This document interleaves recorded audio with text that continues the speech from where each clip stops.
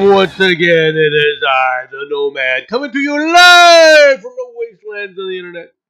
Yes, I have come to give you the news. At the moment, I am by myself, so the news will go very quickly when I'm by myself.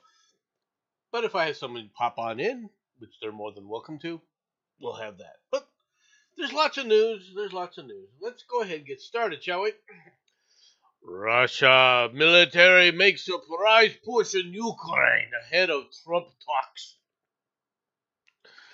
Russian forces have made a sudden thrust into eastern Ukraine in these recent days, as Russian President Vladimir Putin seeks a battlefield advantage ahead of talks with President Trump on Friday. The infantry penetrations, which analysts and soldiers said stretched several miles near the Ukrainian city of Dobrylia, all right, is a rare move in a war where defenses have gained the upper hand, and Russia has struggled to add to the around 20% of Ukraine that it has occupied for much of its 3.5 year invasion. Well, I agree, Matt. I don't think it is a surprise that they would make a major push at this point. I think that this just shows you several things, all right, about this situation. Okay, um, let's take a look at live map here. First of all, the area that they're talking about is right here, all right, where, as you see, the Ukrainian forces have finally, and I'm, you know, a little bit miffed at this. If you had these forces in reserve to be able to push this salient back or plug it, why haven't you been pushing these guys in other areas? Okay. Now it's not all sweetness is light, as you can see. There's another area up here where you see the Russians gaining upper hands on these other areas. But the fact that the Ukrainians finally decided to make a push, all right, and use some of the equipment, the offensive equipment that we've given them, all right, is one of the things that people have been, wondering about.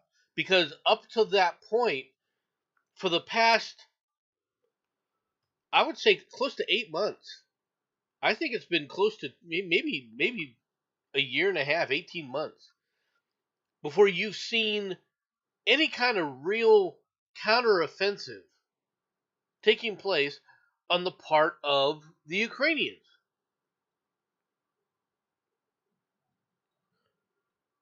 Now, I think we all know the score here. Okay, I really do.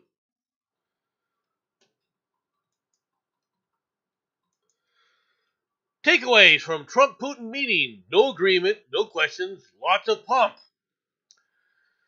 The much anticipated summit between U.S. President Trump and Vladimir Putin began with a warm welcome and a flyover by screaming jets at a U.S. military base in Alaska, but ended with a thud Friday after they conceded that they had failed to reach any agreement on how to end the Russian Ukrainian war. After about 2.5 hours of talks at the joint base in Elmendorf, Richardson in Alaska, Anchorage in Alaska, the two men appeared before reporters for what had been billed as a joint news conference, but they took no questions. We had an extremely productive meeting. Okay. Um, and then there's of course this coming from the UK, where they focus on thisness going on with Putin. Okay. Uh, and you see these are concerning signs and so forth. Okay. Now, how much is Putin really hurt? All right, we don't know. The moment the leg of President Vladimir Putin was seen twitching suspiciously, he bid farewell to Trump. Kremlin footage captured the Russian leader's knee jolting repeatedly as he stood alongside his U.S. counterpart at the end of their brief exchange following a joint press conference at the summit in Alaska. The pair, flanked by security teams and aides, spoke for a short time with a translator stepping in to assist their conversation. Video clips shared online show the Russian leader repeatedly dipping one knee as he stood beside the 6'3" former president.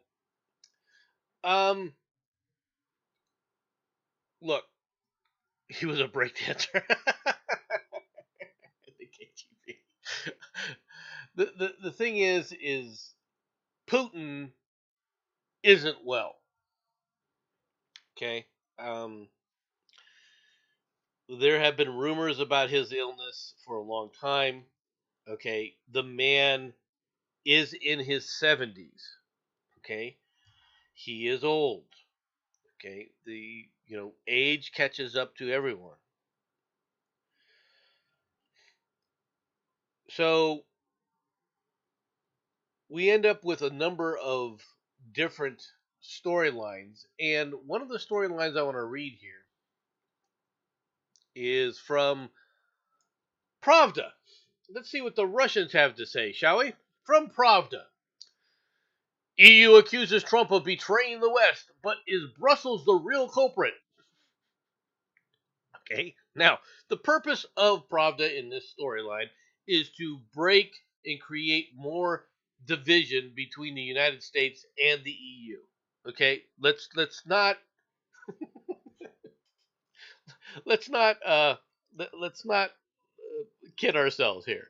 Okay? The European Union has accused Donald Trump of betraying the Western values, undermining partnerships, deceiving allies, and causing economic harm. They haven't quite said any of that. Right? They said they hinted at it. All right. Um, they are complaining about the economic harm. That part is accurate. Okay. So I have to retract a little bit of what I said. But in reality, from Washington's perspective, tells a different story, one in which the EU itself has been misleading the United States. Once again, that's an overstatement. It hasn't been misleading us, but they haven't been upfront either. There's a little bit of difference there.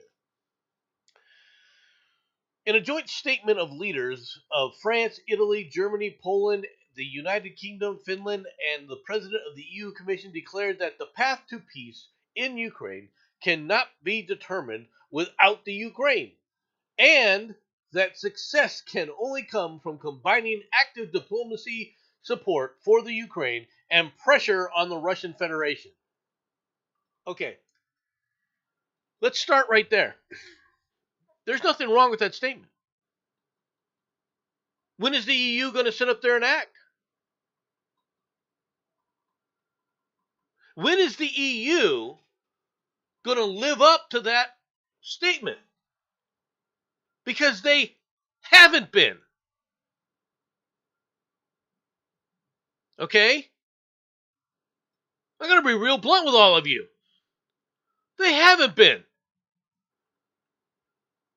They've been backstabbing us in the U.S. Pravda's not wrong about this aspect. The EU has not been acting as allies to the United States.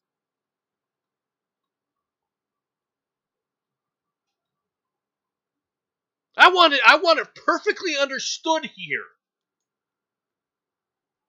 Now, yes, Pravda is doing this to create more division. But guess what? They're not wrong in this case.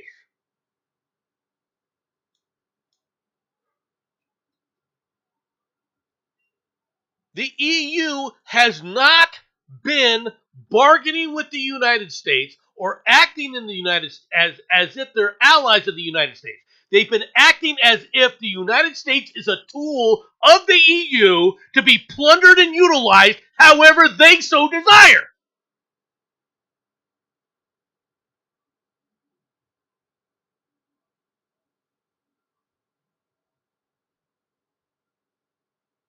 They bitched and whined when we demanded a mineral deal, okay, with the Ukrainians. Meanwhile, they were trying to say, "Oh, we're giving them so much support." No, you weren't. You were selling it. You had your own mineral deal with the Ukrainians. You expect the United States to just give over its treasure while you scumtards sit there and go, "Oh no, you got to pay for our help." Well, go screw you. U.S. Go help them out. Go screw yourselves.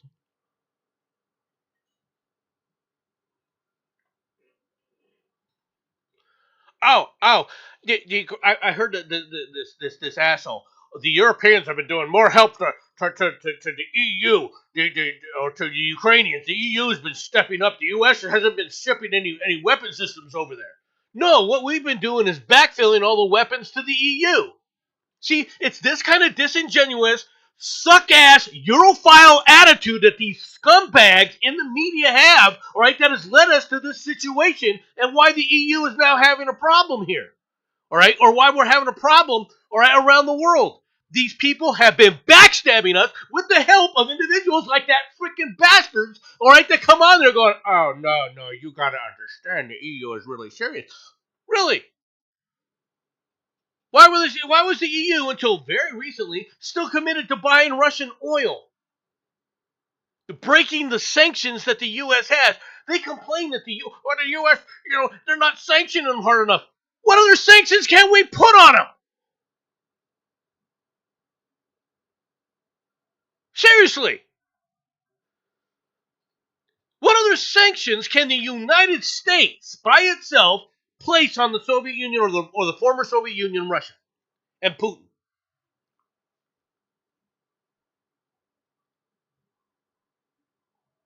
And when we play hardball, they get all pissy and bitchy. Then this asshole started going, yeah, I mean, we're not really giving weapons, and the Ukrainians are able to take the fight to the Russians, and blah, blah, blah, blah. Oh, really?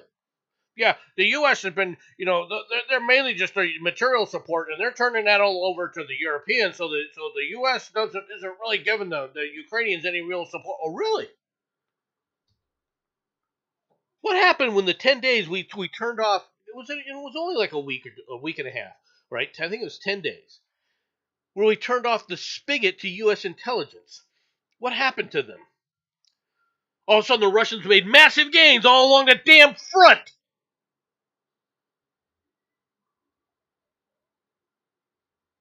The one thing that we're giving to the Ukrainians,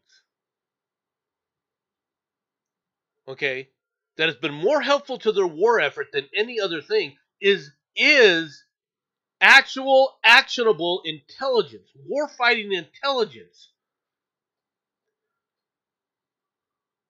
And it's only that's keeping the frickin' Ukrainians alive. It's not the weapons. It's not, well, should say it's not just the weapons. And it's not the Europeans at all.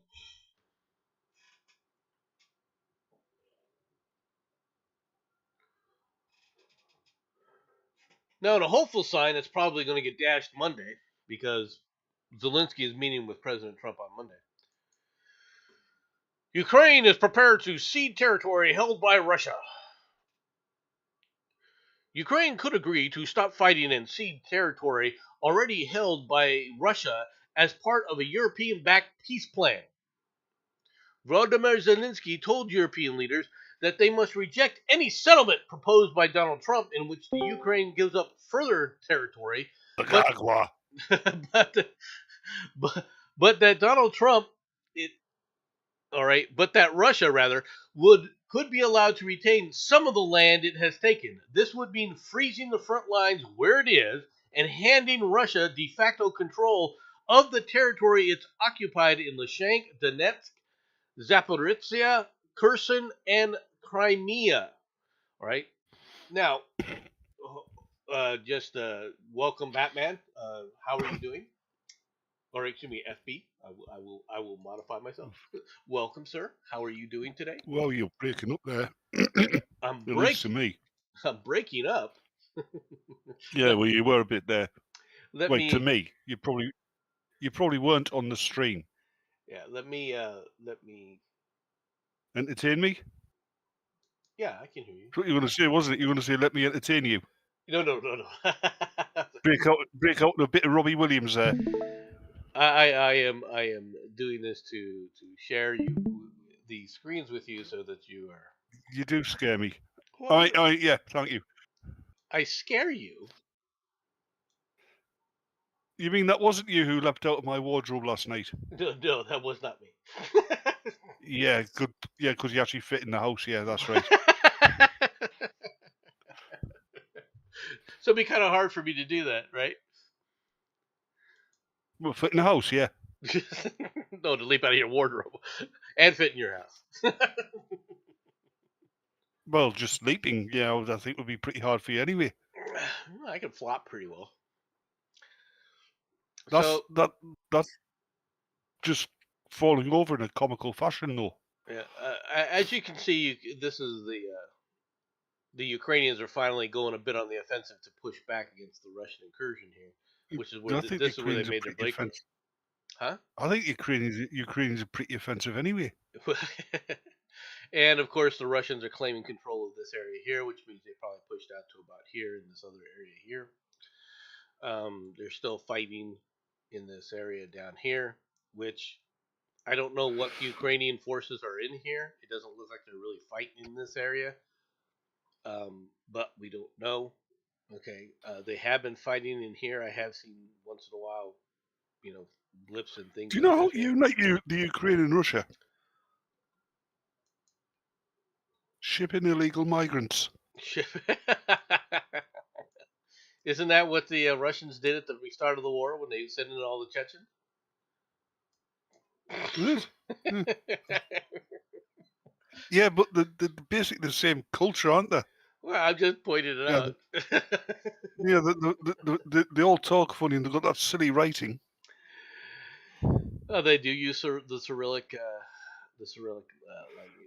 That was Let's see. a deliberately designed alphabet. So, Because the Tsar who had it, I forget which Tsar it was, but he had it done so they would have their own distinct alphabet. yeah. Well, the alphabet comes from the Greek alphabet. It's part of that. Yeah, but it was deliberately manufactured specifically for the Russians. Well, And hello, Matthew. so Britain is set to station hundreds of British military trainers and engineers on the ground in the Ukraine within a week of a ceasefire. Minister Starmer, all right, had has also approved the use of Royal Air Force fighter jets to help police the Ukrainian skies. Yeah, great way to say we're at war with you while actually saying we're at war with you. Starmer is a fucking idiot. Uh, I do have a question, some questions about that, all right? Because one thing that the British I did don't say, think and it's even gone. no, one I of the things don't the think Brit, it's even been. Sorry, go ahead. yeah, one of the things that the British Prime Minister did say, right, and did do this week is he tried to admonish the EU about being anti-Trump ahead of these meetings and saying, look, knock off this bullshit, all right, because you're not helping matters, all right, He's and probably and he's I probably think been he getting go ahead.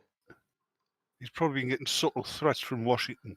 Well, I think he also understands that there can't be No, he doesn't.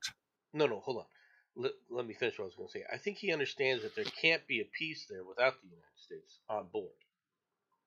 All I right. don't think he cares. He's probably just been getting yeah. Yeah, if you don't, if you don't put the kibosh on this, you're going to get sanctioned. Perhaps. I don't think that we're in a. I don't see sanctions against the Britain anytime soon. To be honest, I mean, you've noticed, Starmer, he's as anti-Trump as anybody else on the left. he is okay. But if he's trying to make a deal, all right, It's to because he's weak. well, no, if he's trying to make the EU understand that you need the United States, all right. I mean, he has a choice to join. He could easily just he has been and has been up until this point. Every time the EU said something, he's been going right along with it to admonish the EU, saying, "Hey, knock it off with the United States. But the problem that No, there's also the other old saying which is perfectly apt for this. Yeah, a broken watch is always right twice a day. well, yeah, I get it. I get that. All right, but I'm gonna put something out there. There's a meeting between Trump and Zelensky, okay, on Monday in D.C. Mm-hmm.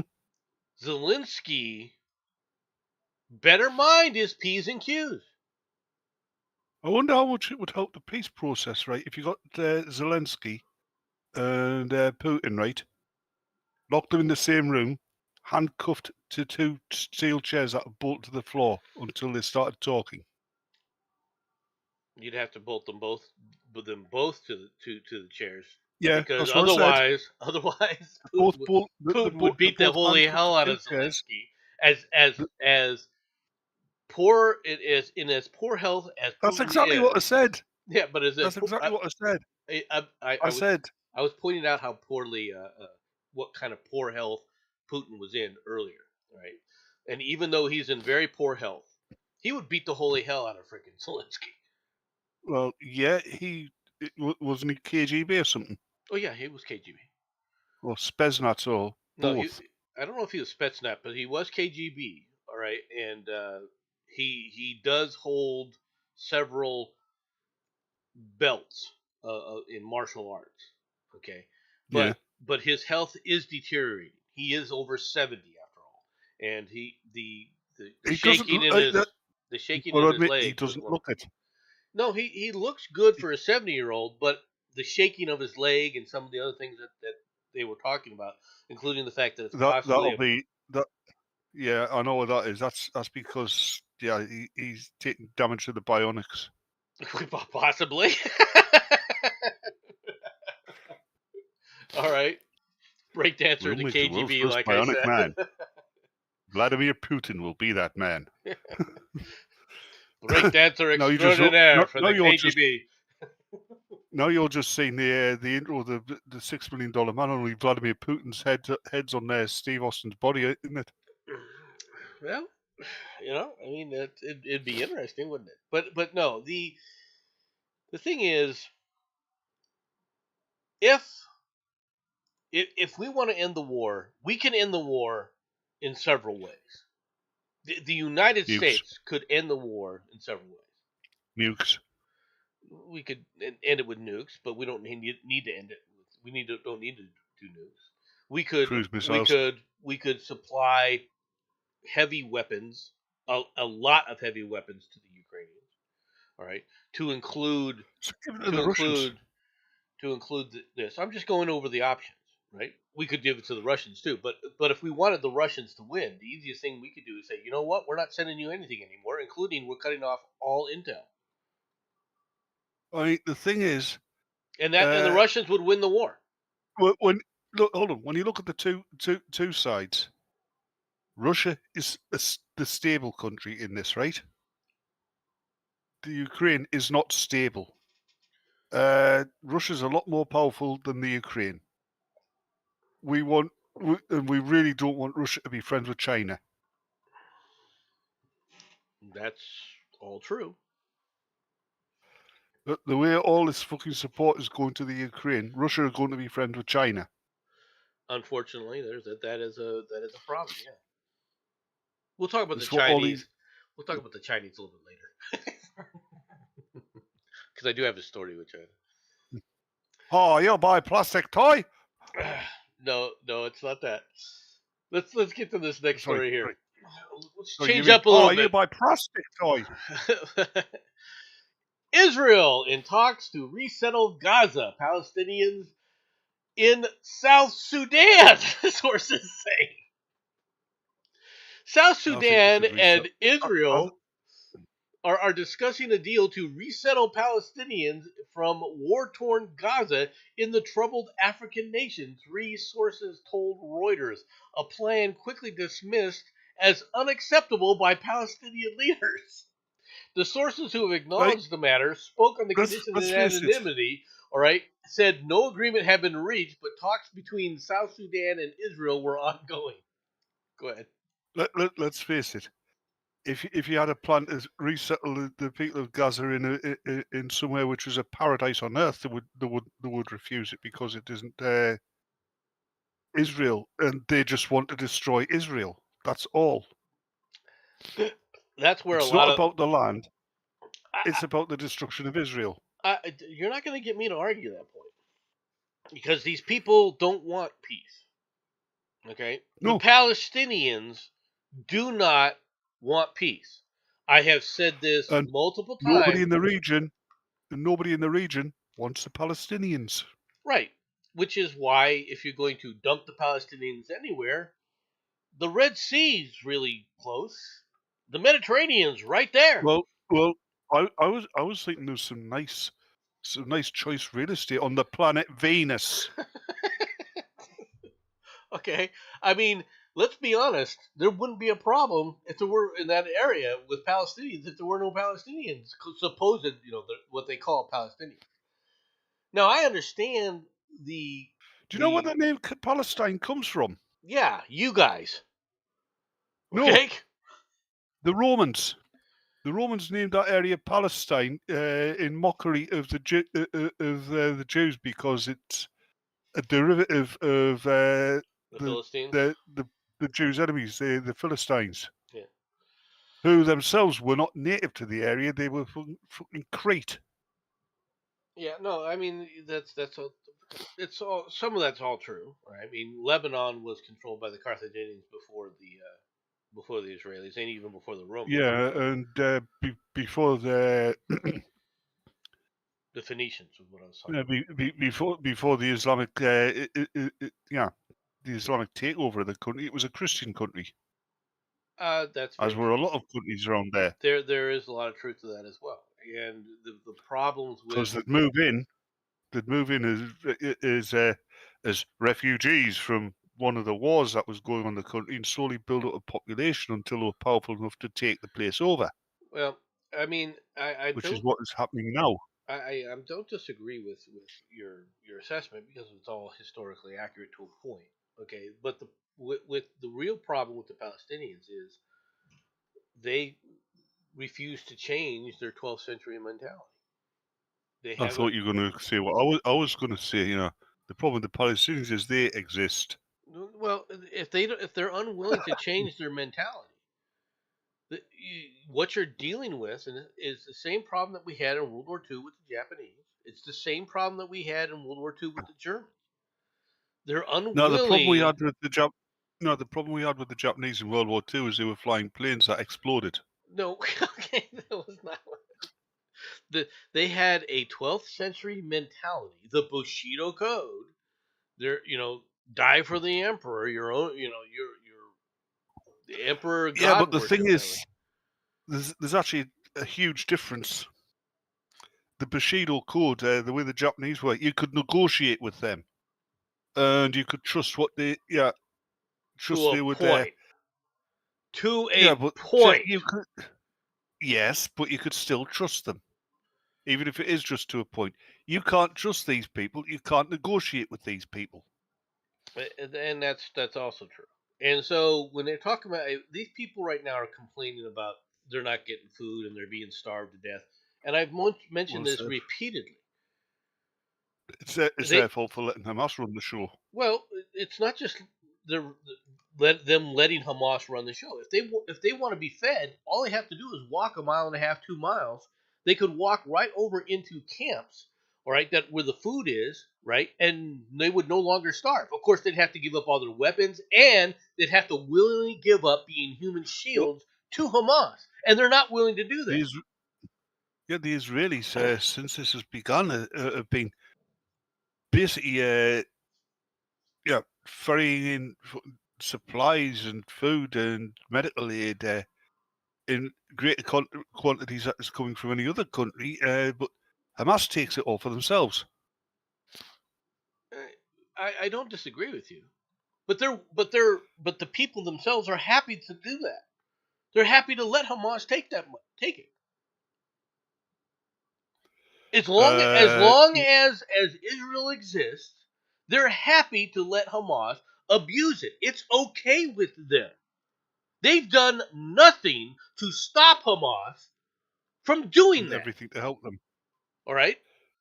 And yes, everything to help them. and everything to help them, including stand in the way and be human shields. You're going to tell me that the Gazans, all right, didn't know that Hamas was building freaking headquarters in hospitals? You're going to tell me that they didn't know that?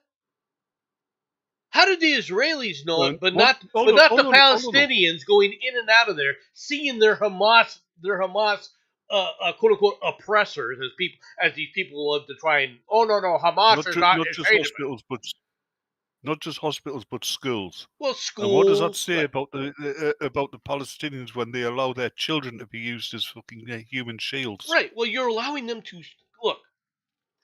They're showing that they're allowing them to starve to death.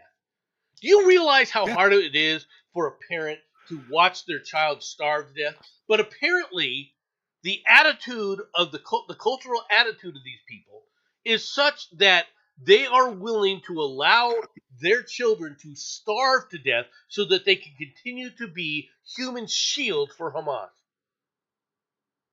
And what's worse is the UN. Every time the UN says, "Oh, we need to go in there and we need to be able to help these people," you were helping Hamas. We know when you say, "Oh no, we're not here to help Hamas," you were helping Hamas. You were hiding Hamas.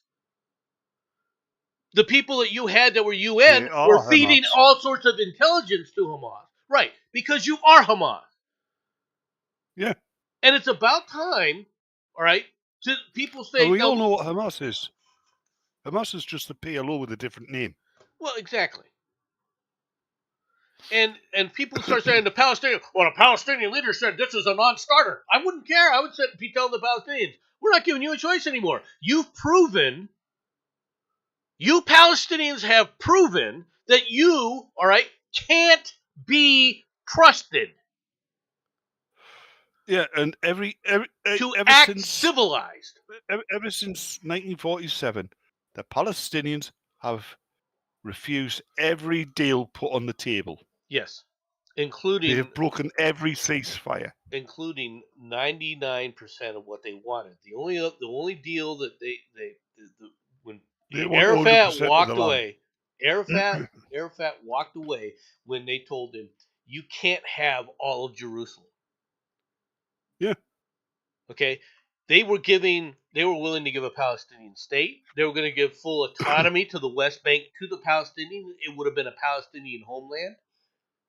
Okay. There's already a Palestinian homeland. It's called Jordan. Well,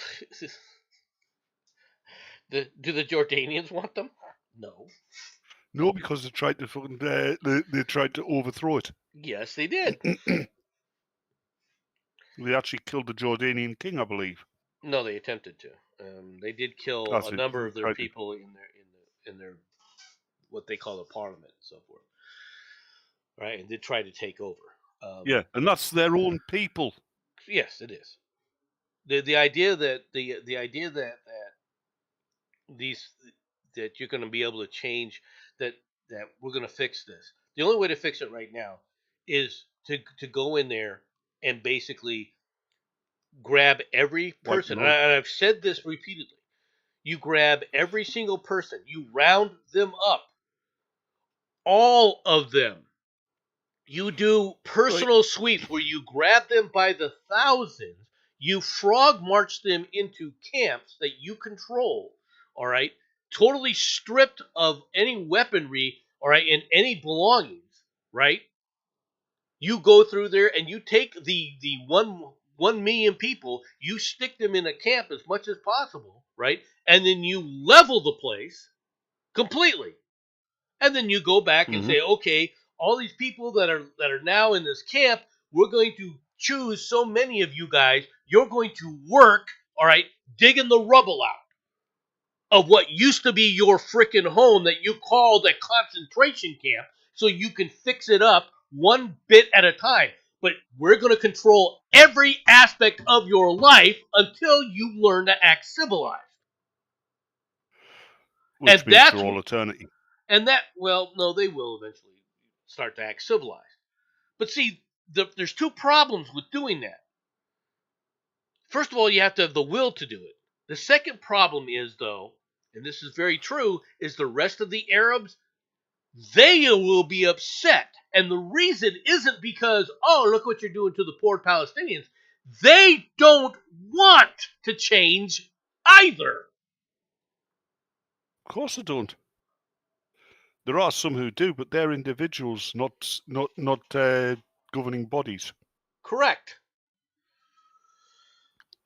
Okay, enough of that. China. U.S. warships patrol South China Sea after two Chinese ships collide. Oh no! Navigation out of order! It shouldn't have bought it from Hong Kong!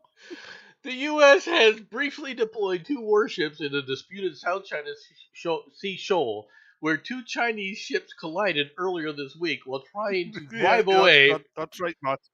a smaller Philippine Right. high seas accident that raised alarm about maritime safety. Who told you how to sail boat? Both China and the Philippines claim the Scarborough Shoal, all right, and other outcroppings in the South China Sea. Vietnam, Malaysia, Brunei, and Taiwan also have overlapping claims in the contesting waters. Hold on. They tried to drive away a Philippine vessel. Yeah. Surely that would have just been a catamaran. I mean, come on, it's the Philippines. It was actually one of their quote-unquote Coast Guard vessels that we had given them, right? Yeah, catamaran. And they with an outboard motor. They were intentionally thinking that they were going to physically pinch it between the two of them, and one of them drove right at it, trying to T-bone it, while the other one was trying to shepherd it. It got out of the way and ended up T-boning the larger the larger Chinese ship. Ended up getting T-boned by the other one, right? And the damage done is significant. If you've seen, I don't know if it's on here or not, where they showed the damage. They don't. Yo, block our ship. All right, it was significant, and of course everyone's laughing at them. Yeah, because it's not a good idea to laugh at the Chinese. Well, no, it is a good idea to laugh at the Chinese. No, it isn't, because they'll do horrible things to your takeaway. I'm talking about China. China as China. Look, the Chinese love to try and posture, but the reality is they can't match. They're writing checks that their mouths can't cash. And no, Matt, you've got it wrong. It's the Chinese rub to posture. Say that again. The Chinese rub to posture. Rub to posture. No, they do. Yeah, not love, rub. Yeah. And they have been trying to push the Philippines, especially after the Philippines basically the Philippine Duarte tried to play the game, all right, in the world politics game, and basically he started cozying up to China as a quote unquote finger to the U.S. Right? We're going to stand up to the evil U.S. just like a lot of countries love to try and do. And so he started making overtures to China. China then basically said, "Okay, he is ours now." And Duarte said, "Wait a minute, I'm not yours." Okay, and so they're back to the situation where we're just looking at them and laughing at both the Filipinos and the Chinese. You guys want to flip us off? You guys don't want the United States there? We do walk away. The only one who hasn't said no, I don't want the Americans there. The only ones who haven't said that are Taiwan and Japan. Mm. All right. So you end up with a situation where they got this. I had this idiot to try and tell me that China has never invaded anybody, and I was like, okay, well, tell that to North Korea. Tell it to the Koreans. All Yeah. right, and then I said, They've never invaded anybody directly. "Oh, really? All right, tell that to the Vietnamese." Like tell that to most of the area which is now considered China. tell that to Tibet. Oh hell yeah! All right, you, Tell you, that to, tell that to the Dalai Lama. yeah, yeah. So these people, they don't understand. China does not act the same way that other countries act necessarily. Oh Okay. God! I just realised what Matt Fucking wrote there. Am I the only one picturing Captain Hamas? And he has a little girl tied to his arm, using her like a shield. Not no, you're not. that is Captain Hamas, right? That is Captain Palestinian. Captain Fake Country. You know. Yeah, I've got people screaming at me on Twitter because when they're going on about Palestine, I quote, yeah, I tweeted them, Palestine does not exist. Exactly. It never has. When has your freaking country of Palestine existed? You want to point it out to me? All right. Anyway, 307 killed as torrential rains wreak havoc Don't care. in northwest Pakistan. All right. Actually, no, I do care, because you know why? It means we'll have less illegal migrants. A total of 307 people were killed and scores of others injured in a rain-related accidents in Pakistan's northwest Khyber Pakhtunkhwa province. All right, basically Kashmir. All right, during the last 48 hours, the National Disaster Management Authority said on Saturday about I don't care. 90.6% of the fatalities were caused by flash floods. Fatalities, not vitalities. Fatalities. All right, while 6.4% resulted from roof collapses, the NDMA said in a statement. Okay, heavy rains, poor building codes, and people too close to rivers, which is where they do most of their, where they need to live in a very arid region. They try to build around rivers, but these rivers That become. isn't a very arid region, though. It's fairly And I arid. mean, It's not. this kind of weather is typical for that area. I will agree with that. You would think that they would actually know how to build shit that will stand up to the weather. They've lived there so long. Well, a few houses collapsing is not a big deal to the way they think about things. Unfortunately. A few thousand houses isn't a big deal collapsing the way they think about it. Well, but the other aspect of it is why are you not doing anything to capture the rain? Okay, why are you not doing things to mitigate these kinds of floods and so forth? Right now, there are things that happen as a result of doing these kind of things. All right, you rob Peter to pay Paul. No matter what you do, when you throw a dam somewhere or you throw a waterwork up somewhere, it's going to have an effect. All right, Oh downstream. yeah. Okay, and you have to understand those aspects of it. Okay, and I don't think a lot of people really take those things into account. But whatever aspects that it has are aspects that are going to happen anyway. A lot of people don't understand how weather actually works. This is one of the reasons why I've been bitching, and I have been bitching, all right, about California. Because California right now in Southern California has a very arid aspect to it. Okay? It's a desert, pre-desert coming into Arizona, where Arizona is pretty much a complete desert. But if they built a canal, a 100-mile canal, okay, or a 300-mile canal, which is not that it's easy enough for us to do, and flooded from the ocean, Death Valley. Yeah, I'm looking at pictures of Northwest Khyber right now, and it doesn't look that arid to me. It okay. It is. if you have take a gander at Colorado, all right, and you'll see that Oh, mate. it doesn't look arid either. Yeah, typical picture for you of the area. Right, I understand that. Okay, but it's more arid than you realize.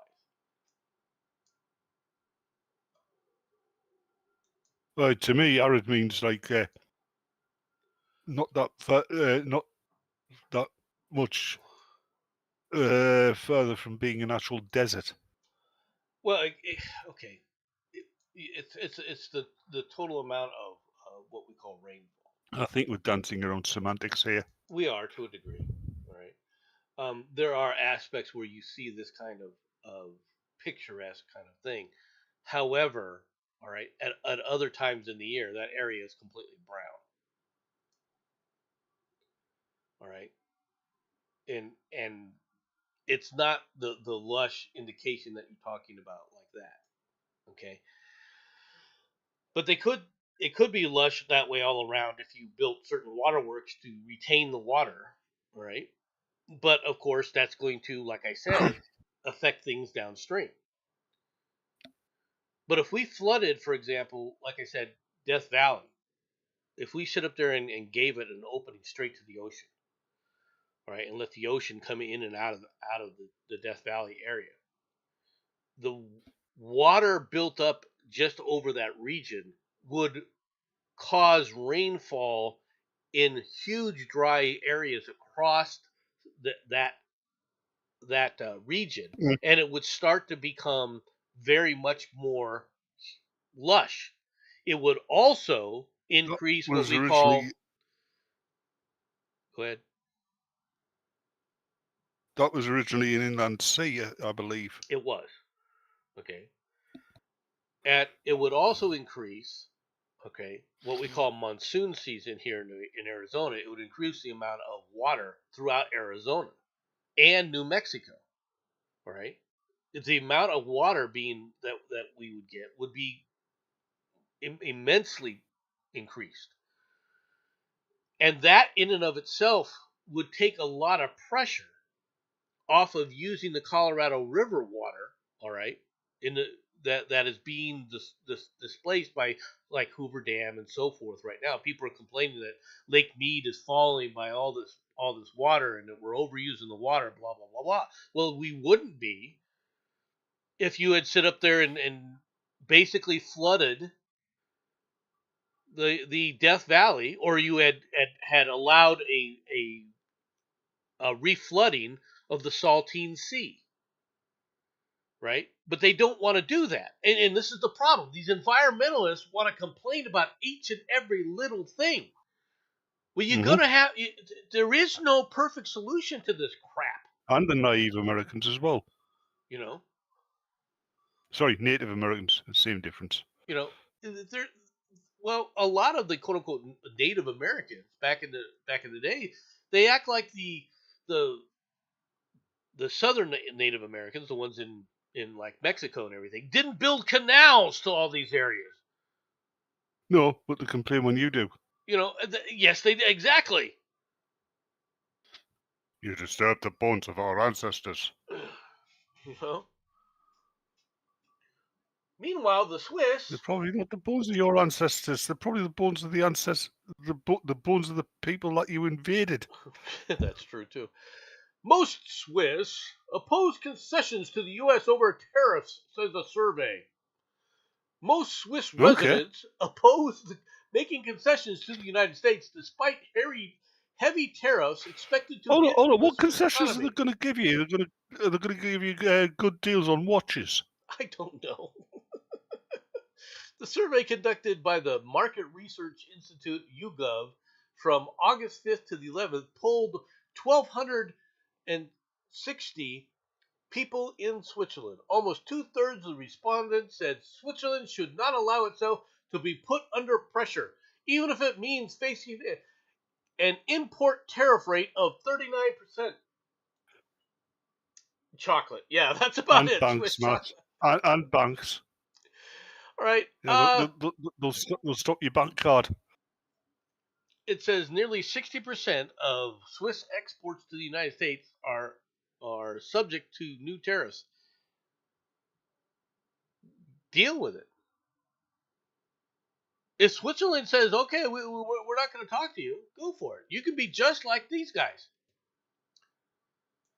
Brazil, not to bow down to the U.S., says Lula.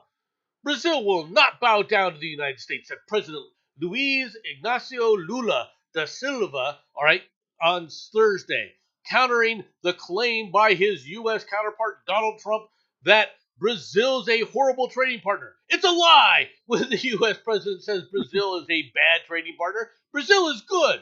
It just won't bow down to the U.S. government. No, you guys are backstabbing weasels. Always have been. All right, You're run by criminals. you're incompetent and corrupt, all from top to Yeah, like bottom. I said. Okay, Yeah, like I said, they're run by criminals. all right. You have done The, nothing the, with. wor- the worst thing is they're friends with Argentina, so I automatically hate them. Well, Lula was a friend of Argentina, but I mean, they are their own world, right?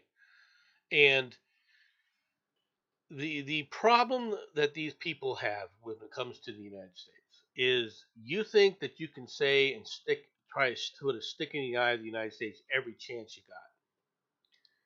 And if you're such a great trading partner, okay, why did you renege, and they did, on helping China with soybeans, shipping soybeans to China? All right. They act like, oh no, it's never our fault, which is typical of Latin America. Yeah. Latin Americans have an excuse for everything. It's Mm-hmm. always the United States' fault. It doesn't matter what they're doing. It's somehow the U.S.'s fault. They act like they got nothing while they take everything from the U.S. It's a very European attitude, all right, of, oh no, we're the victims here. You're the big U.S. is bullying us around. No, the U.S. set up there to want to have deals. You ran around basically screwing the U.S. over and U.S. companies over. Well, they were building things and they were building plantations and our people were working for them and we felt that this was like slave labor. Okay.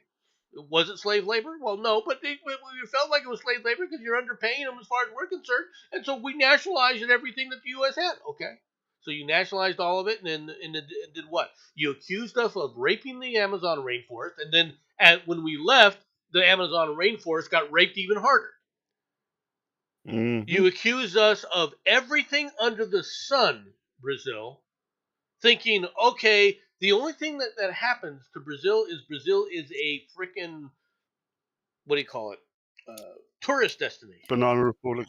But it is a banana republic. And it's the kind of tourist destination that you want not to go to. Okay. Well, it was a quote unquote party destination because somehow in American media back in the 40s and 50s, Rio became, oh wow, it's the great party destination and it's the cool chic destination and so on and so forth. Okay. Back in the 40s and the 50s, in the 1940s and 1950s, sure. That's only because the really rich people in America back then couldn't really afford to go to Europe all the time. Well, it wasn't just that; it's just that they could go there. And now they can. They were treated like freaking kings and queens. Yeah, but no, most Americans who can travel can afford to go to Europe. South America has lost a lot of its American tourism. It's gonna lose even more with several things going on. All right, let's get to the next story. Air Canada cabin staff go on strike, grounding hundreds of flights. Air Canada's unionized flight attendants walked off the job early on Saturday morning after contract talks with the country's largest carrier stalled in a move that could disrupt travel plans for more than 100,000 passengers. I mean, you don't really need air stewardesses. Right. The union They're not important. The union representing more than 10,000 Air Canada flight attendants confirmed the action in a social media post around 11 a.m. in the first strike by cabin crew since 1985. Attendants are currently paid, all right, when the plane is moving, and the union is seeking to also be compensated for time on the ground between flights and helping passengers board. Montreal based Air Canada, which is expected to respond quickly by locking out the workers, has said it So, anticipated canceling 500 flights by the end of Friday during the busy summer travel season. It expected around 100,000 people to be affected by on Friday alone. so they want to be paid for the time when they're not working. No, they are working. Okay. No, when they're on the ground in between flights and that, when they're not dealing with passengers or dealing with the aircraft, they want paying for that time as well. That's what I'm hearing. Well, attendants are currently paid when the plane is moving only. The union is seeking to also be compensated for time on the ground between flights and helping passengers board. Yeah, fair enough. Okay, so it's not that. Okay, it's how they calculate these things. Okay, Mm. one of the problems that the airline industry has is how do you pay for weather? Okay, how do you pay when you order somebody? Okay, the flight's supposed to be taking off at such and such a time, but weather has grounded the aircraft. All right, and these guys are just sitting around. Should they be being paid for that? All right, because they can't just walk up and leave. All right, they Here's are one. technically Here's on the something. job. Here's something for you though. Hmm. In any other industry, if there's something preventing you from doing your job, you're still going to get paid because your boss is going to find you something else to do. I agree. Okay, they could be doing a lot of other things. I totally agree. So so no, fuck them. All right. The problem that I have with this is just the science. All right. You're going to tell me that the wages are poverty wages? Really? I tell you what. Let Air Canada say, you know what? We're going to hire non union workers. Let's see how many people apply for jobs and get them. Yeah, oh, and thanks to Matt, the one in the middle, holding up the red flag sign. Yeah, he's on about her receding hair. Like, yeah, she looks like a man. All right. That's a man. It's not that these guys don't go through a lot of shit. Okay. But the reality is this cabin staff they are more than well compensated. Okay. And this is something that's a lie because they can fly free anywhere on any airline. Mm-hmm. And that's a reality. They never have to have a home. They could fly from point A to point B anywhere, anytime, anywhere they wanted to. And they all know it. And they take advantage of it all the time. So this attitude that the Canadians have, right? Oh, it's so bad. Do you what are you getting paid in comparison to the regular person to include because that and then if you started talking about the other amenities like healthcare and other types of amenities and benefits that they get, the benefits they get are freaking phenomenal. And like I said, they're allowed to fly whenever they want free.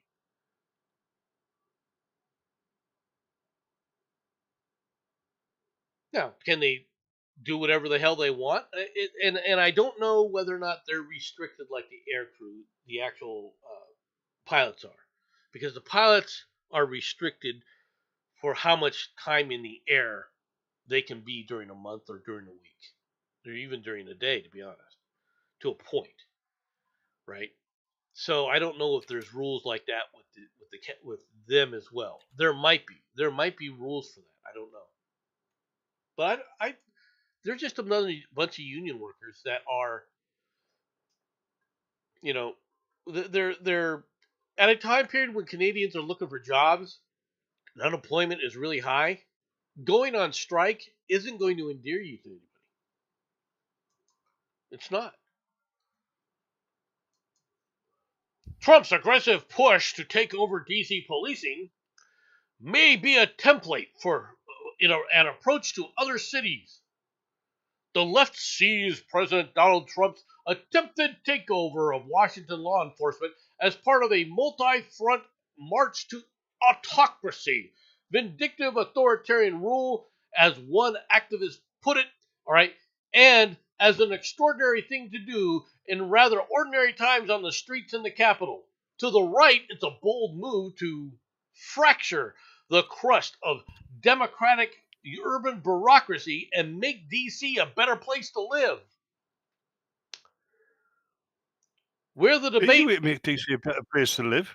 Get rid of the fucking Americans that live there. where the debate settles, all right, if it ever does, may determine whether Washington, a symbol for America in its granite glory, history, achievement in inequality and dysfunction, all right, becomes a model under the imprint of Trump for how cities are policed, cleaned up, and run or ruined. Under, under the name of making DC safe and beautiful task force, Trump put some 800 National Guard troops on Washington streets this past week, declaring at the outset our capital city has been overtaken by violent gangs and bloodthirsty criminals. Grunge was also on his mind. If our capital is He's dirty, on about the Democrat Party. our whole country is dirty, and they don't respect us. He then upped the stakes by declaring that federal control of the district's police department and naming an emergency chief that set off alarms and prompted local officials to sue to stop the effort. You can sue all you want; it's not going to go anywhere. And sure, they went in front of a judge, and the judge said, "Well, solve it yourselves," because the judge knows what's going to happen to him if he rules in favor of the Democrats or if he doesn't rule in favor of the Democrats. He Yeah. will be screwed either way. So he's like trying to Yep. punt this, which is typical of what judges do. All right. And the reason is because this is a federal issue, it'll go in front of the Supreme Court fairly rapidly, and they will be slapped down. Because when push comes to shove, all the legal rulings are on the side of the president. This does not mean he can do the same thing, however, to Philadelphia or New York or Chicago. You mean Okay? Chicago? Chicago, all right? Or even LA. He would have to have another reason for going into those areas, all right? But DC is a federal area. The District of Columbia is not a state. It's never been a state. It will never be a state. Okay? Regardless of how the Democrats keep talking about it. DC actually has a special status, doesn't it? It's a federally managed area that's directly managed by the federal government. The problem that they have is the federal government has divided authorities, and the one authority when it comes to law enforcement is the president. That's delineated. All right, Congress can hire people or not hire people, but as soon as you hire people for a federal law enforcement role, they become the purview of the president, whether you like it or not. Now, they have allowed some of these other things to take place, all right, but those things are done. Did you say the president is pervy? No, I did not say the president was pervy. Hey, Sixer. Inflation. You're terrible. So is inflation. And if you also want to know what the reason it is that Trump's doing this, 75 homeless camps in D.C. cleared by the U.S. Park Police since Trump's safe and beautiful executive order. Federal officials have cleared about 75 homeless camps around the nation's capital under the president's effort to clean up Washington, D.C. And they're not done. Ding, ding, ding, ding, ding. The United States Park Police have removed dozens of tents since the president penned Making the District of Columbia Safe and Beautiful executive order in March, the Department of Interior told the Post Friday. Authorities have also scrubbed up about 80 graffiti sites from the Capitol Hill parks as of August 6th, the Interior officials say. Trump is not playing games with these people. And he said, you're no longer going to live here as a homeless encampment either. And he is removing the homeless. He's saying, look, you're either going to go to jail or we're going to put you in a mental hospital. And that is exactly what has to happen to these people. These people are not just, I'm just down on my luck and so forth. And he's telling them, go to a homeless shelter. The vast majority of these people don't want to go to a homeless shelter. And it's not because, well, homeless shelters are filthy. That's why they don't want to go there. Oh, so you're going to live on the street? The filth on the street is not as filthy as what's in the homeless shelter? No, the homeless shelters, which I'm not saying are pristine freaking things, they have rules. But they don't like those rules. Rules like you're not allowed to drink and do drugs. That's why these people don't go there.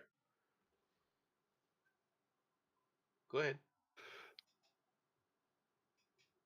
You're going to say something. Once over, Matt. They used to. Yeah. Yeah, didn't they? Seriously. The problem, the real reason the Democrats are upset about what's happening in D.C. right now is it's going to work. Okay? Yeah. It's going to clean. Matt's saying he wouldn't have a problem with. Matt's saying he wouldn't have a problem with them if they took care of the places they stay. I mean, once over, they did. Yes. Homeless people, yeah, once over, they cleaned up after themselves. That's true too.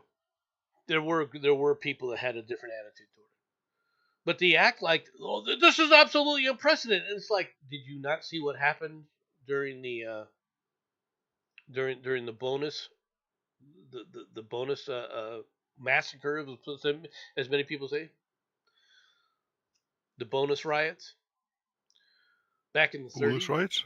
Yeah, okay, back in the 1930s. Oh yeah, so yeah, people literally through no fault of their own became homeless because of the depression. Right, and so they petitioned DC for an early payout of their bonus checks for serving in World War One. Okay, initially many of the Congress people said we will pay this out, right? Then they said, well, we're not really sure we can pay it out, blah blah blah blah blah. Okay, at which point there was massive encampments. All right, and then the Congress decided they weren't going to pay it. Okay, they started to basically say we're going to seize areas of DC until you guys tell us, give us our money.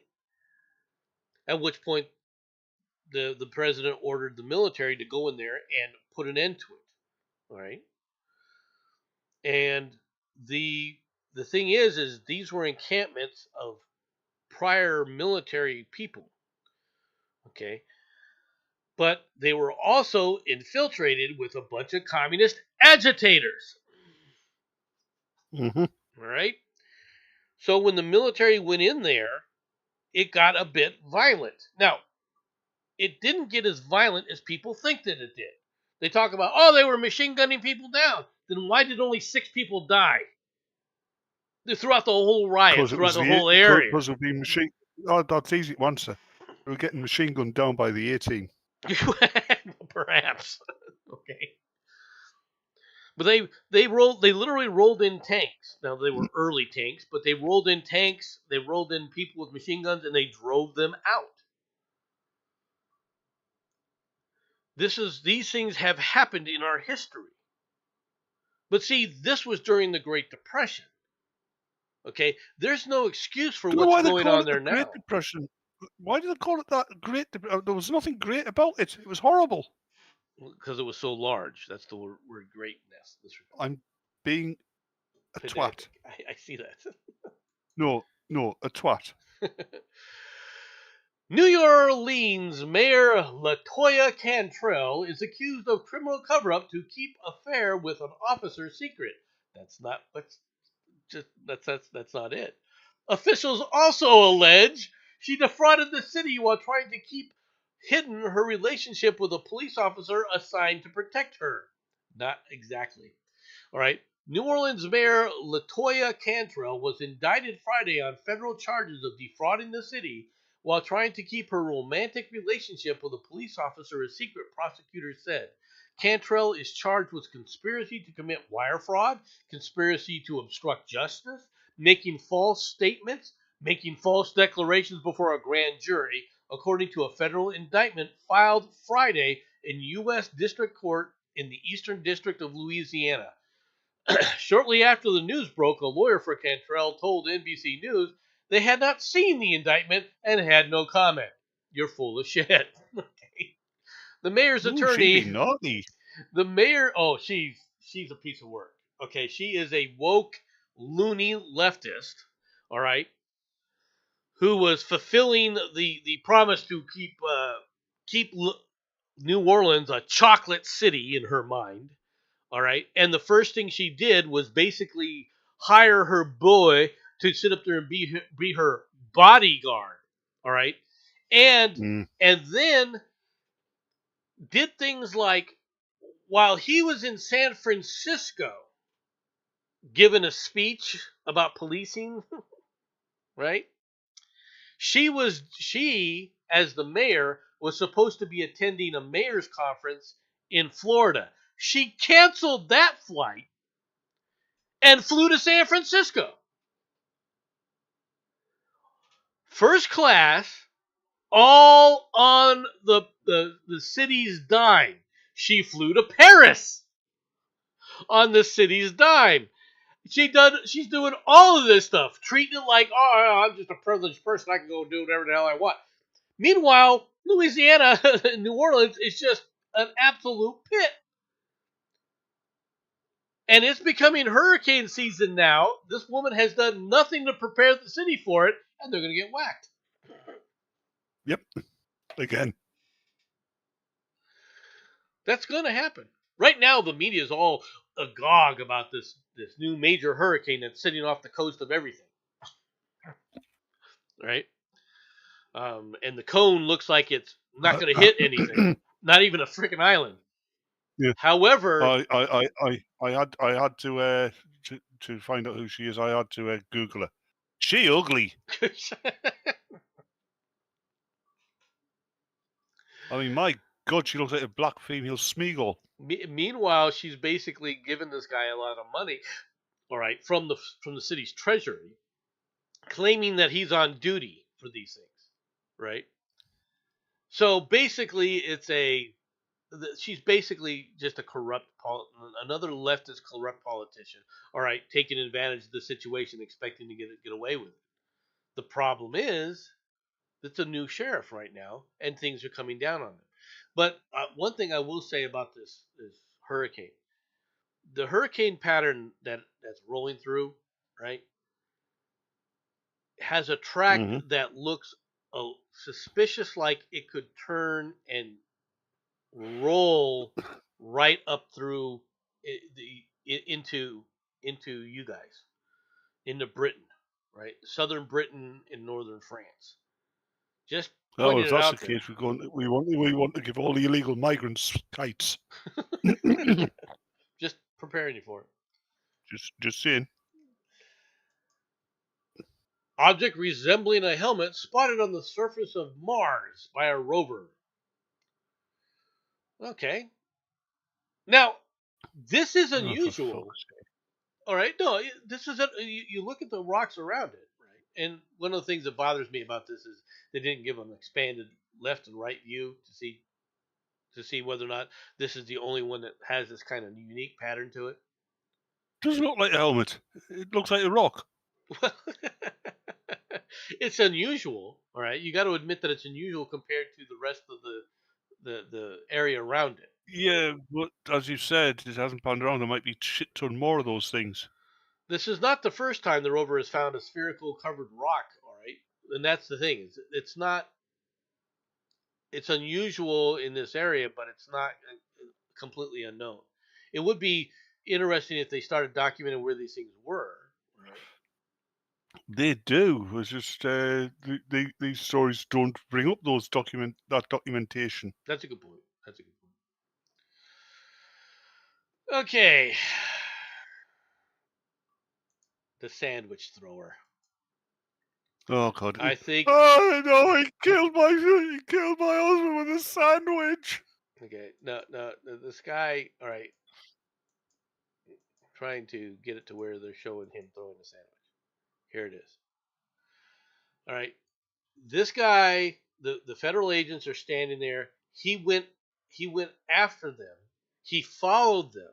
This isn't shown here, but he followed them across the street where they all started standing and faced him. And he was belligerent at them this entire time. He then threw the sandwich at them, okay, hitting the one officer, at which point he was tackled to the ground and arrested. Now,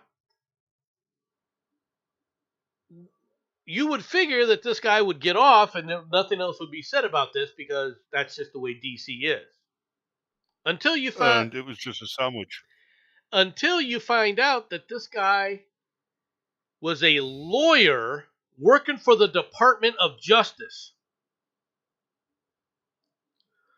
So the Attorney General, Pam Bondi, immediately fired his ass.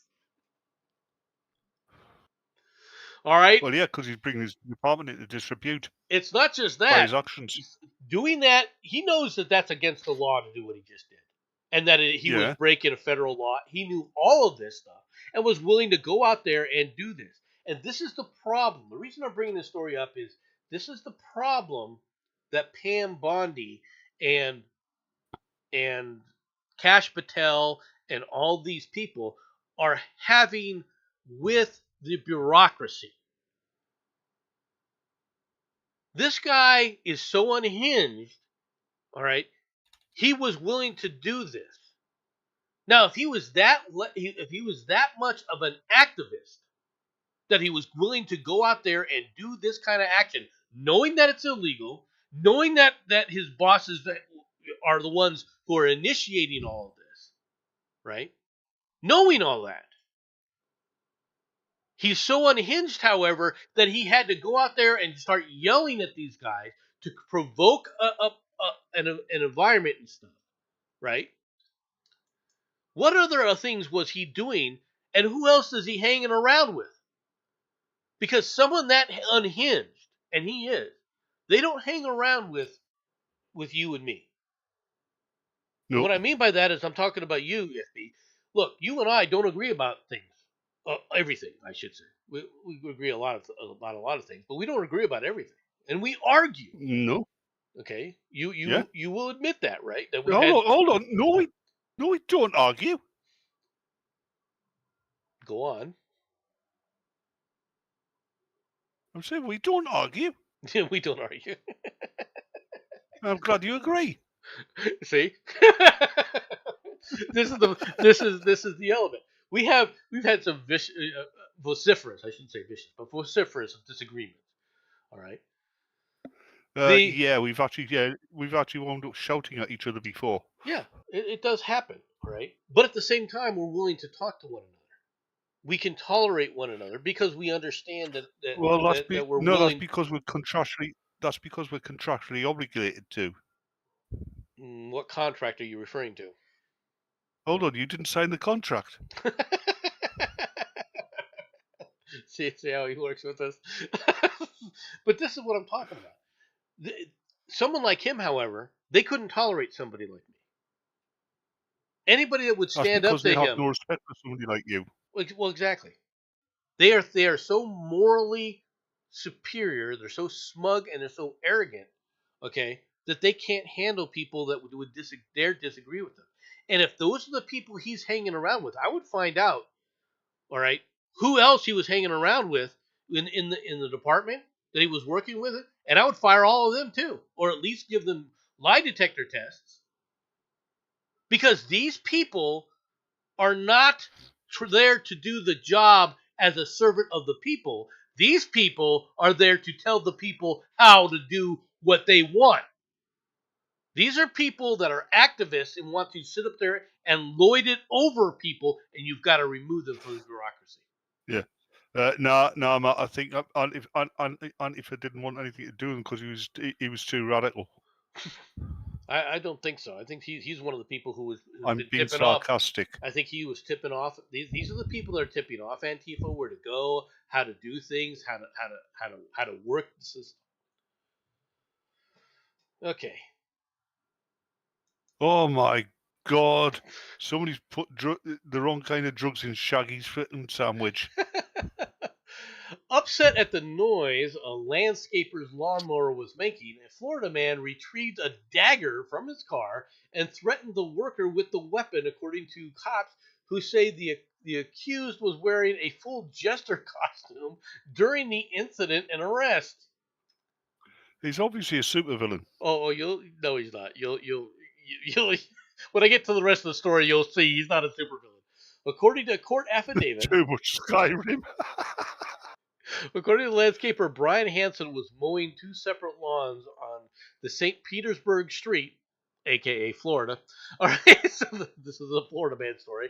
All right, yesterday afternoon when he was confronted by Anthony Mazzola, 51, who lives in a nearby home. Mazzola, investigators say, became upset with the sound of the mower, retrieved a 12-inch dagger, which is a good-sized dagger, all right, from his vehicle, and began walking toward the victim.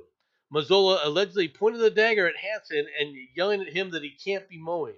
Mazzola advanced until the victim positioned the lawnmower between him and the defendant. The 2:45 p.m. incident, cops noted, was witnessed by a neighbor. The defendant was wearing a full jester costume during the incident and arrest, reported the jester arrestor Jonathan Goodman, a St. Petersburg Police Department officer. While the report does not indicate why Manzola was wearing a jester outfit, and this is what I was telling you why he's not a supervillain, all right, in the middle of the day, it seems likely that the getup was related to his operation of the psychedelic jester smoke shop, which recently moved from Seminole to St. Petersburg. That explains his expression. In other words, he's so high. He's actually got hypoxia.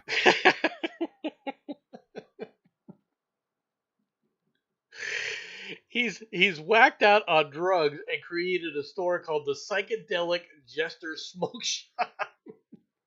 Yeah, and in his mugshot, he looks like one of the Walking Dead. He does. He does. Oh, and I found out where twerking comes from. Oh, where does twerking come from? Yeah, there was a short video on Twitter of what female gorillas do to attract male gorillas, and it's twerking.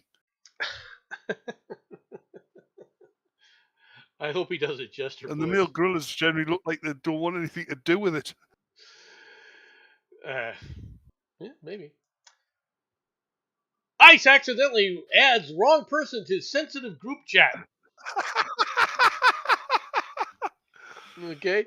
ICE has joined the Trump cabinet in a group chat disaster club. Law enforcement officials from the Immigration and Customs Enforcement and other agencies accidentally added a stranger to their group chat, exposing highly sensitive information about a manhunt, according to a 404 media report published Thursday. The blunder echoes the infamous Signal chat fiasco, in which a journalist was inadvertently, that's a lie, all right, included in a text chain. There's no inadvertent adding this guy to that text chain any more than this was, where top members of the Trump administration discussed the impending airstrikes in Yemen. The ICE messages, which discussed active search for a convicted attempted murderer slated for deportation, were sent via MMS, multi-messaging service. Hold on. If he's convicted, doesn't that mean it's proven that he is a murderer? Therefore, you can't call him. Attempted murder. Attempted, Convicted of right? Yeah. attempted murder. Right? And we're not end-to-end My mistake. Matt's fault. we're not end-to-end encrypted like messages on Signal or WhatsApp. The officials reportedly texted ICE field operations worksheet on Wednesday that revealed detailed information about the person being sought, including their social security number and DMV and license plate reader data, according to the 404 media. Okay. And I see Ice Barbie's decided to get a face in all of the shots. Okay, you're talking about Chrissy Nome? Yeah. All right. God, yeah. Go on. Well, She just looks angry all the time. well, yeah. Does that surprise you? Who was she prior to becoming the prior to going into the Trump administration? All right. Wasn't she a Democrat? No, And what was she then? she was a governor of one of the Dakotas. Right, and she's had emotions. That's why she's angry all the time. No, she's very upset because they went after her in so many ways. All right, for ridiculous shit, and accused her of everything under the sun while she was governor. She's looking at this as, I'll tell you right now, she's looking at this as, I'm going to do the job and I'm going to rub it in the nose of the press because of the and Democrats because of how she was treated. She was not treated with any kind of respect. My only real complaint about her is, they're calling her Ice Barbie, right? Who's calling her Ice Barbie? And the leftists. Okay. The leftists. Yeah. Right? But the thing is, if it was a guy, had gone through the same thing, was doing that job, and they're picking a male version of that insult, the guy would laugh it off. She's biting at it. She only bit at the one, right, where they asked her about. So the only thing that she got asked about the South Park episode. All right, where they talked about her and her face paint and how she looks, and she goes, "It's just typical of these people," and they, the leftists commenting about how somebody looks. They claim all this. She was pointing out that they claim, "Oh no, we're out there for looking out for women," but they're the first ones to sit up there and complain about looks and everything else. Now, she also said, "Well, conservatives don't do that." Well, maybe not, but Trump does. Everybody does it. Okay, Trump does it for sure, and Trump did it a lot. All right, but at the same time, Trump was not a going after somebody. It was always a response in a response. This is a bit. It is a bit different. Like I said, everybody does it. Right. I do it. You do it. But we know for a fact Sixer does it. Right. The South Park episode. Okay, I have not seen, but I have seen different clips that people have done. Part of this South Park episode is this guy comes out claiming that, oh no, these people are ridiculous, they're out of control, right? I guarantee you, there's plenty of Latinos in heaven, right? And all of a sudden, it shows her with an ice raid in heaven, right? Grabbing Latino angels, right? So South Park can be funny, okay? I'm not going to deny it, right? Because that's a funny clip. It's a funny on a pedantic note. On a pedantic note, you wouldn't get Latino angels. Go on. And there's a reason for that. And it doesn't matter if there's an afterlife. It doesn't matter if you go to heaven. You're not going to become an angel. Dead humans do not become angels. Angels are created as angels.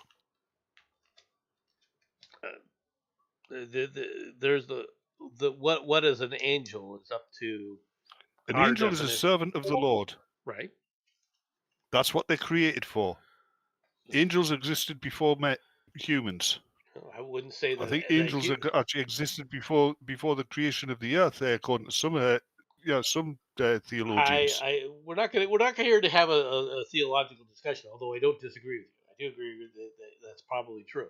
The problem from a theological standpoint here. All right, I'm not willing to You know, the go into it whole because it's just a matter of poking fun, which is fine. yeah, the That's the whole point. oh yeah, but the whole dead people become angels is entirely down to two sources: Hollywood and Michael Landon. To a degree. All right. There's a lot of questions about all that because of this. Japan Wire. China movie on Nanking Massacre topped summer box office. Yeah, that's going to be an honest movie, isn't it? A Chinese movie, or film rather, depicting the 1937 Nanking Massacre by Japanese troops has topped the summer box office with tourists flocking to the Shanghai set where it was filmed, as this year marks the 80 years since the end of World War II. The film Dead to Rights, released on July 25th, has grossed more than 2.3 billion won, or 321 million, and attracted over 60 million viewers according to Chinese media. With its graphic scenes of Japanese soldiers shooting large numbers of Chinese civilians and throwing infants to the ground, the film has raised concerns that it could fuel anti-Japanese sentiment, right, among its viewers. All right. Now, Hold on a minute. Hold on a minute. In China, yeah, fueling anti-Japanese sentiment is you can easily accomplish that just by waking a Chinese person up. They hate the Japanese. and they're going to, They've always hated the Japanese. and if you look at it from their standpoint, they expect to have to go to war when over Taiwan, and they expect Taiwan to get help from Japan. So they're prepping for this. All right.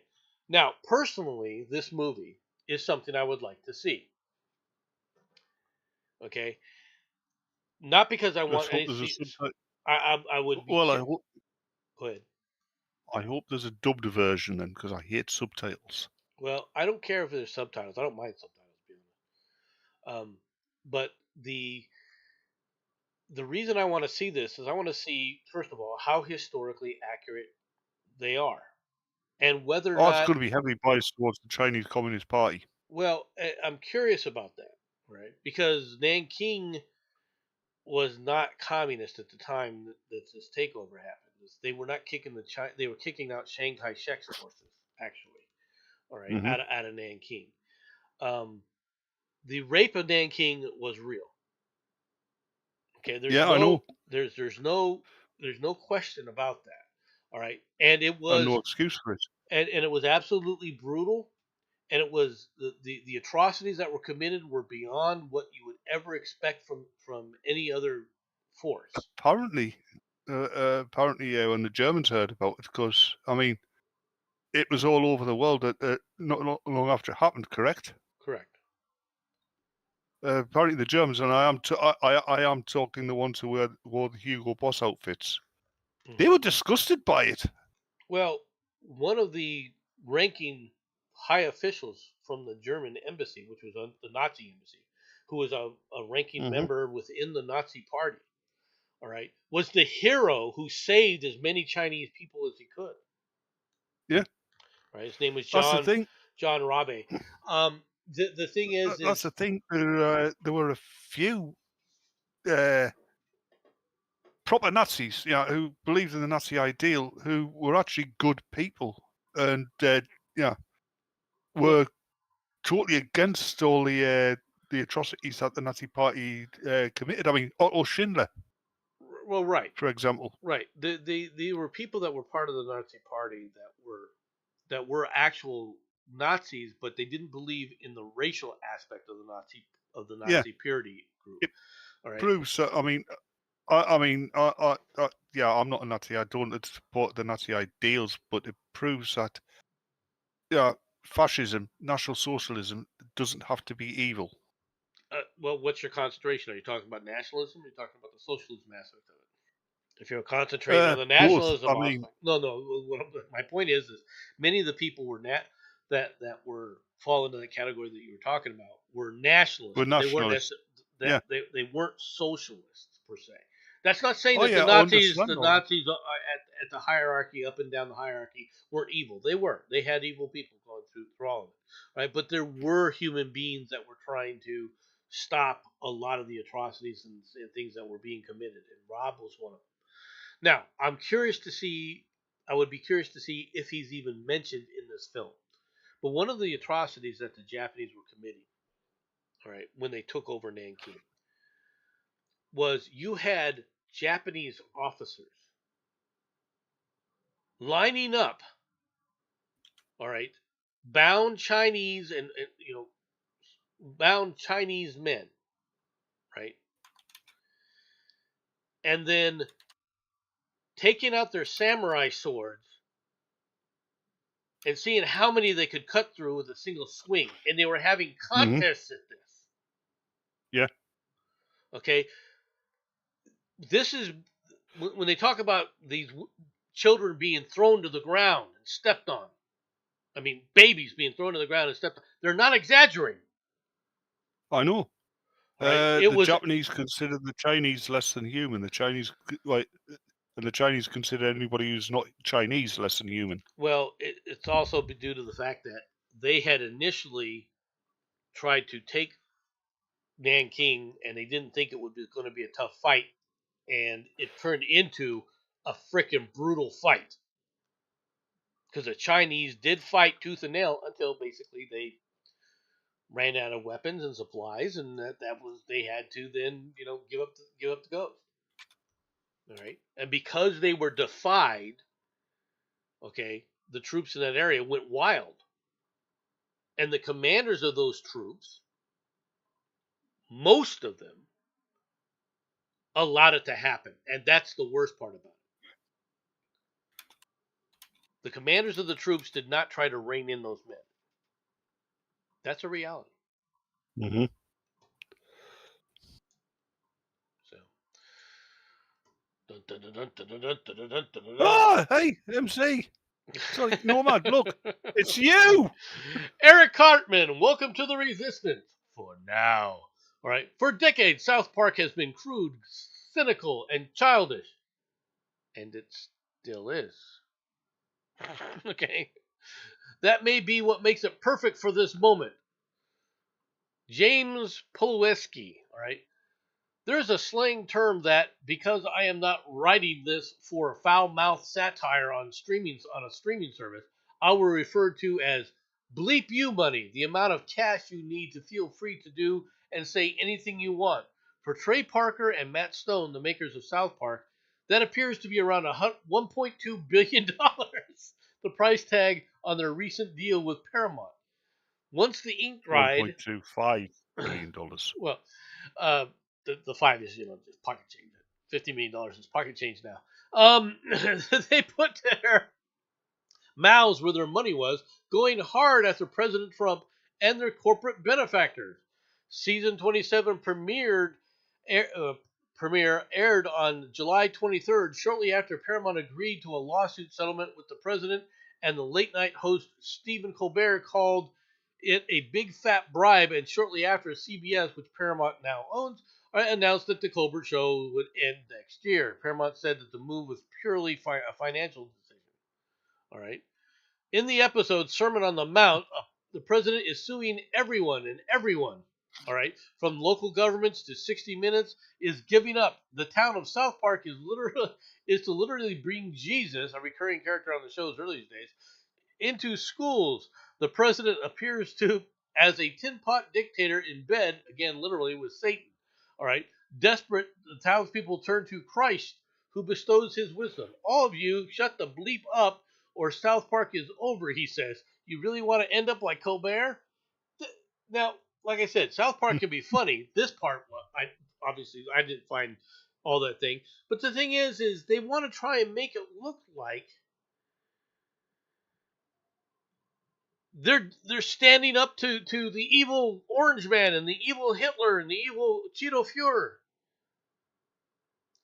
Here's the problem with the philosophy. Oh, hold on, Cheeto Fury. You mean that that tiger that they used to advertise Cheetos with? No, just the thing is these people This is the one with the ice raid.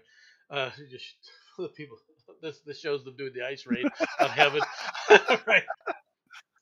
Right, which I find hilarious. Okay, don't get me wrong. That's just You know absolutely. what I mean? Even funnier. Right. If the Heavens Sheriff's Department came out and turned them around because they don't have any jurisdiction in heaven.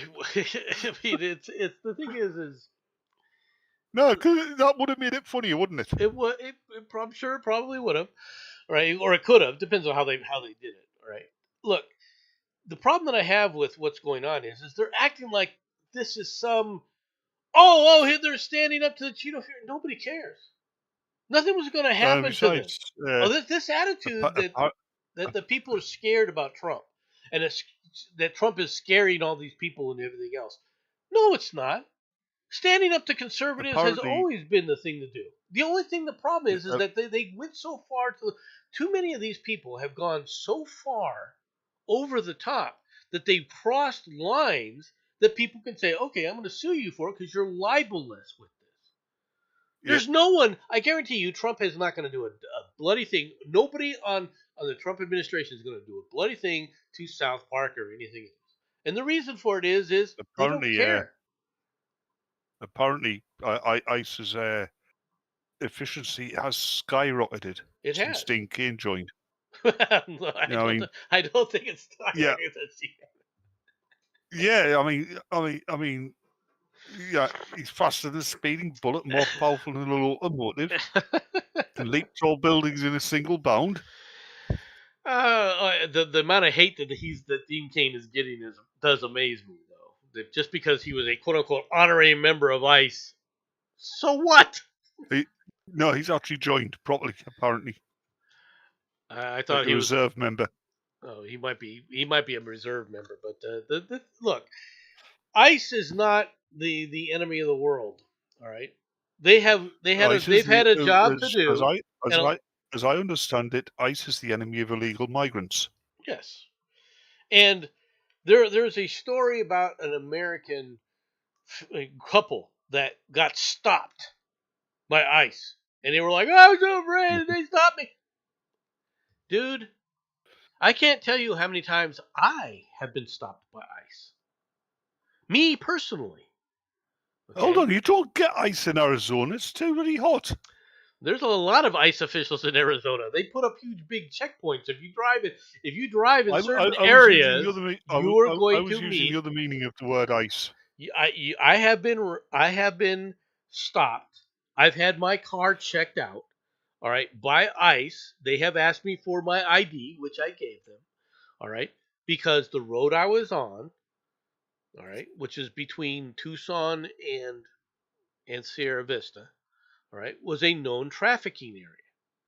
And ICE and Border Patrol stopped my vehicle, asked for the ID of everybody in the vehicles, had us all get out. They checked it. All right, got back in, moved on our little way. That's all it was. And I've had that happen, incidents where they've stopped me several times. It's a common thing in certain areas. Now, the ICE patrols are moving further north. I will admit that. Okay, there are areas now where you will see ICE stops between Tucson and Phoenix now on certain roads. Okay, where they will pull people over, and they will check. And guess what? Nothing's going to happen to you if you have your proper documentation. But I guarantee you, if I hadn't had my documentation on me, I would have been detained. Mm-hmm. Okay? And guess what? That comes under, when they detain you, technically they're arresting you on the suspicion that you are possibly an illegal alien. We're back to Dean Cain again. All right. So I mean, he snuck into America in a rocket ship.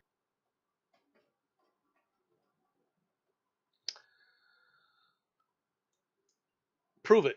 Yeah, where's the rocket ship?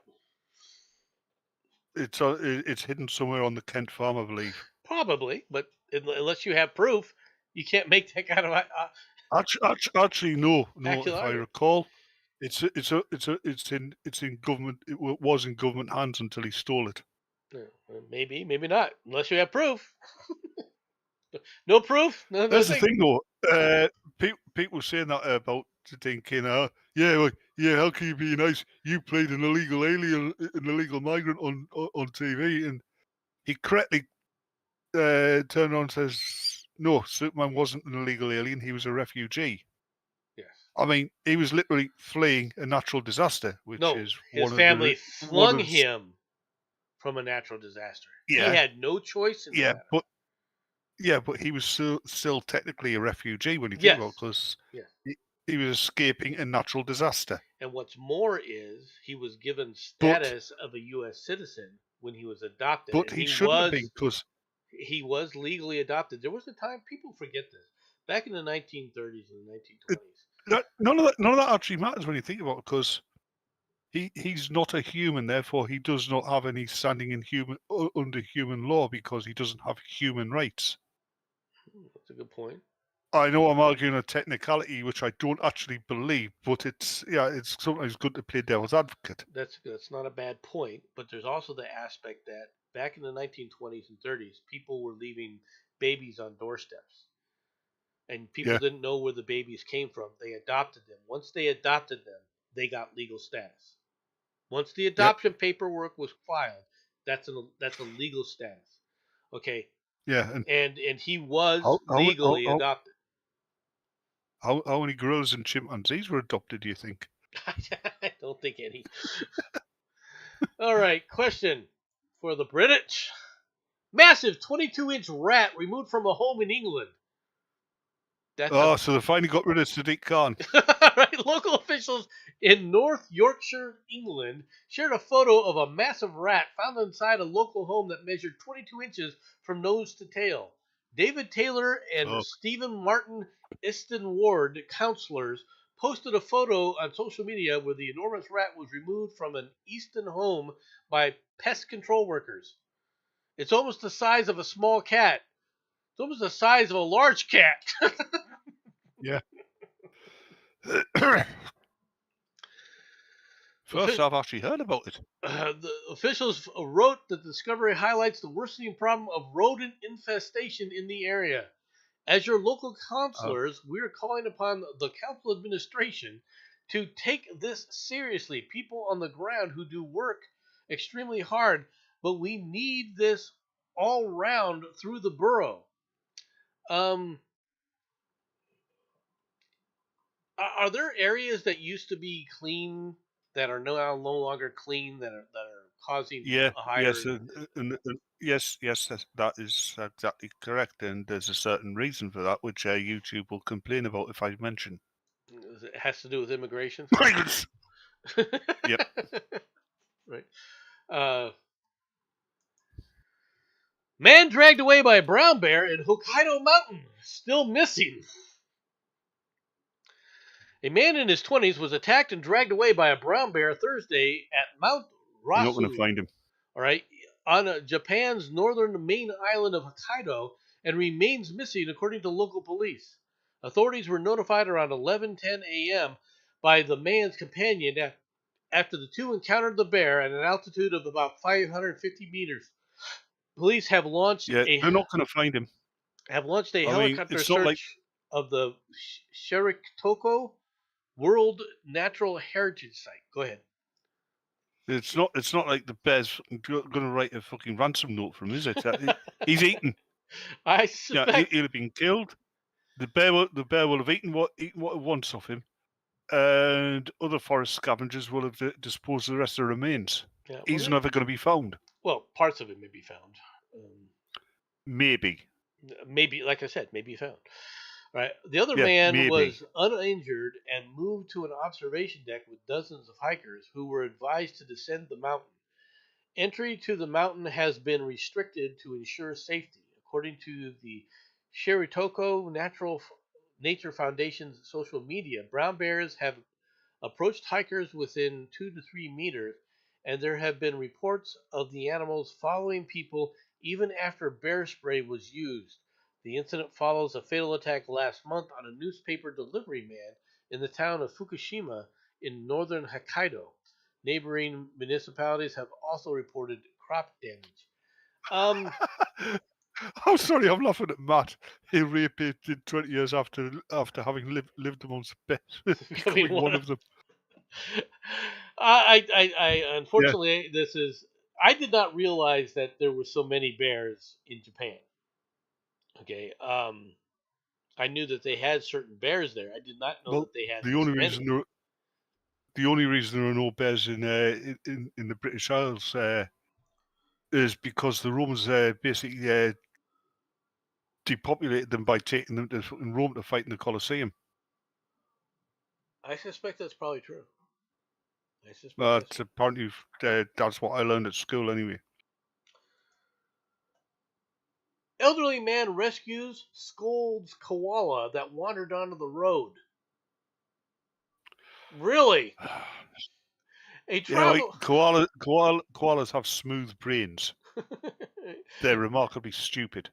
A traveler on a busy Queensland, Australia road captured a video of the moment an 82-year-old man rescued and subsequently scolded a koala that wandered into the middle of the roadway. The video, recorded by witness Tracy Drescher on Bodreset, I'm not going to butcher that name any further, right? Northwest of the Gold Coast, shows a man later identified as 82-year-old named Terry walking through stopped traffic. He picks up the koala stranded between the vehicles and the barrier wall and carries it to the side of the road. Footage shows Terry set the koala down and then bends over to point his finger as if to give the marsupial his turn talking to. Yeah. The No, woman, Matt, they are stupid. hey, you tell him, Grandpa, a woman says in the video. Terry later explained to 7 News that he was indeed giving the koala a piece of his mind. I was telling him not to scratch because I was trying to help him, and the little mongrel kept scratching. What do you expect? It's a koala.